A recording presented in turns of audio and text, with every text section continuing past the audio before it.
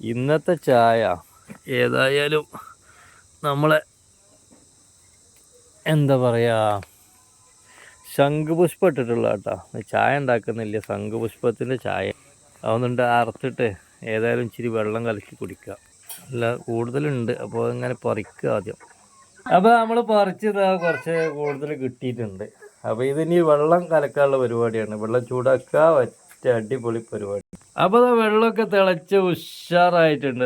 ഇത് ഇങ്ങനെ ഇതുപോലെ അടിപൊളി ഒരു കളറിലത് വരണ്ടില്ലേ.